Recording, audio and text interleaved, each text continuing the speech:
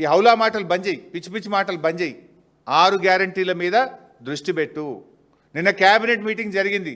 రాష్ట్రంలో రైతులు ఆశగా ఎదురు చూసినారు. సంక్రాంతికే నువ్వు రైతు బంధు ఇస్తామని ఎదురు చూశారు యాసంగి పంటకు. సరే సంక్రాంతికి ఇయ్యలేదు, నిన్న క్యాబినెట్ మీటింగ్లోనైనా రైతు బంధు ఇస్తావేమోనని ఎదురు చూసిన రైతులకు నిరాశ మిగిలింది.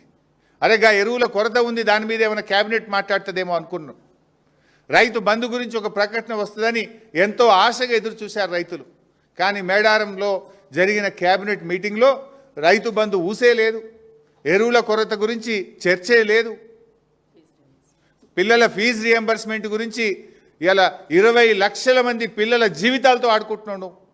నేను క్యాబినెట్ మీటింగ్లో గా పిల్లల ఫీజు రియంబర్స్మెంట్ గురించి ఒక చర్చ తీసుకుంటారేమో, నిర్ణయం తీసుకుంటారేమో అని ఎదురు చూసిన 20 లక్షల ఎస్సీ ఎస్టీ బీసీ పిల్లలకు నిరాశ మిగిల్చినావు కదా నువ్వు. అయినా ఎన్టీఆర్ గురించి నువ్వు మాట్లాడుతున్నావు. అసలు ఎన్టీఆర్ గారు ఆ పార్టీ ఎప్పుడు పుట్టిందండి? రాహుల్ గాంధీ మన ముఖ్యమంత్రి అంజయ్ గారిని రాజీవ్ గాంధీ గారు మన ముఖ్యమంత్రి అంజయ్ గారిని అవమానిస్తే కదా తెలుగువారి ఆత్మగౌరవ నినాదంతో పుట్టింది ఆనాడు తెలుగుదేశం పార్టీ. ఇదే కాంగ్రెస్ పార్టీ ప్రధానమంత్రి రాజీవ్ గాంధీ గారు మన ముఖ్యమంత్రి అంజయ్ గారిని అవమానిస్తే ఆ రోజు తెలుగుదేశం పార్టీ పుట్టింది. తెలుగుదేశం పుట్టుకనే కాంగ్రెస్ వ్యతిరేకంగా. ఎన్టీఆర్ గారు ఆనాడు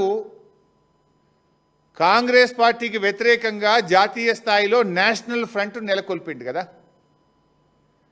కాంగ్రెస్ భూస్థాపితమే నా లక్ష్యమని ఎన్టీఆర్ గారు ప్రతినబూనిండు కదా.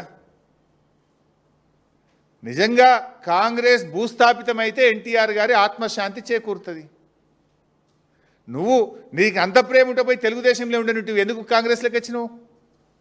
నువ్వు ద్రోహివి నిజంగా చెప్పాలంటే. ఇవాళ తెలుగుదేశం నుంచి బయటకు వచ్చి నువ్వు ద్రోహం చేసినావు కాంగ్రెస్ తెలుగుదేశానికి. ఇవాళ నువ్వు ఎన్టీఆర్ గురించి మాట్లాడే అర్హత ఉందా? ఎన్టీఆర్ జీవితం అంతా కాంగ్రెస్ వ్యతిరేకంగా పోరాడిండు. గల్లీ నుంచి ఢిల్లీ దాకా కాంగ్రెస్ వ్యతిరేకంగా పోరాడిండు. ఆ ఎన్టీఆర్ గారు ఎప్పుడు ఆత్మశాంతి చేకూరుతుందంటే కాంగ్రెస్ ఈ రాష్ట్రంలో భూస్థాపితమైతే ఎన్టీఆర్ గారి మనశ్శాంతి జరుగుతుంది.